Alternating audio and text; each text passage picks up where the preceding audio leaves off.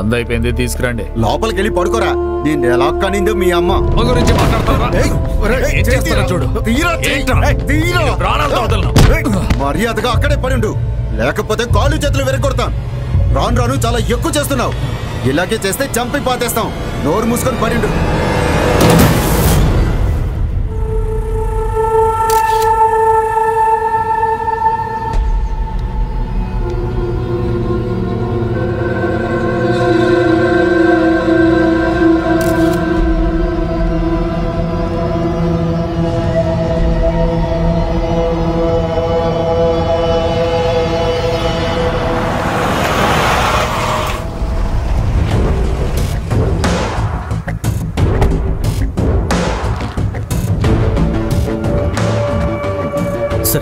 ఒక నిమిషం, బాడీని చూసొస్తా. సార్ మీతో ఒక విషయం మాట్లాడాలి.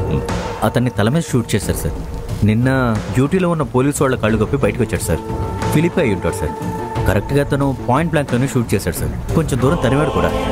బాడీని ఒకసారి సార్ వద్దు సార్, అక్కడ ఫోరెన్సిక్ వాళ్ళు ఎవిడెన్స్ కలెక్ట్ చేస్తున్నారు sir. Hello sir. Sir SP sir. Sir hello sir.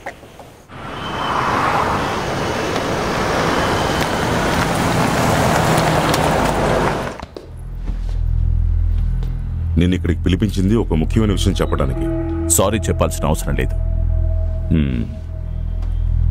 నీ మానసిక పరిస్థితి అర్థమైంది, కానీ ఈ విషయంలో నేను నిన్ను ఏమాత్రం ఫోర్స్ చేయడం లేదు. విషయం ఏంటో చెప్పండి సార్. ఒక అబ్బాయిని కొంతమంది కిడ్నాప్ చేశారు.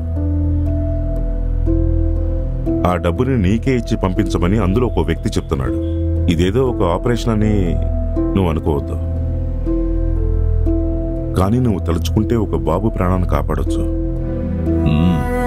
ఒకవైపు ఏమో చంపాలంటున్నారు, మరోవైపు ఓ బాబు ప్రాణాలు కాపాడాలి అంటున్నారు. చేద్దాం. అయితే కిడ్నాప్ చేయబడిన బాబు ఎవరంటే మన డయానా జోసెఫ్ వాళ్ళ బాబు.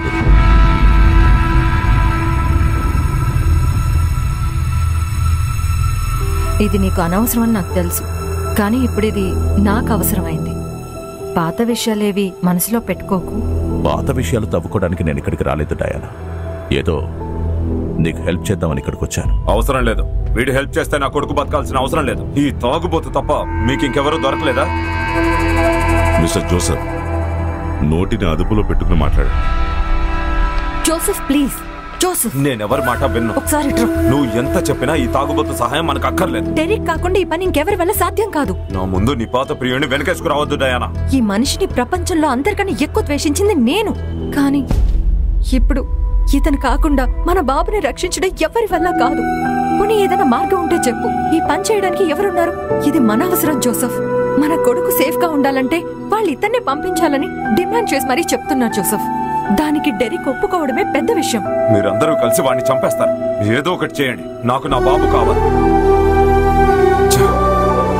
ఎలాగైనా ఇది నువ్వే డీల్ చేయాలి. వాళ్ళు మమ్మల్ని 10 కోట్లు డిమాండ్ చేశారు. నిజానికి అంత డబ్బు మా దగ్గర లేదు. ఫేక్ కరెన్సీ గానీ ఇంకేదన్నా చేసి. ఈ 10 కోట్లు అడిగిన వాళ్ళు నిజంగా చాలా పెద్ద ఎదవలు, లేదంటే తెలివైన వాళ్ళు అయి ఉంటారు. ఇప్పుడు ఈ డిమానిటైజేషన్ అయిన తర్వాత వాళ్ళు అడిగినంత డబ్బు లిక్విడ్ క్యాష్ గా ఎవరి దగ్గర ఉంటుంది చెప్పండి? ఒకవేళ అంత డబ్బు గానీ మీ ఇద్దరి దగ్గర ఉంటే.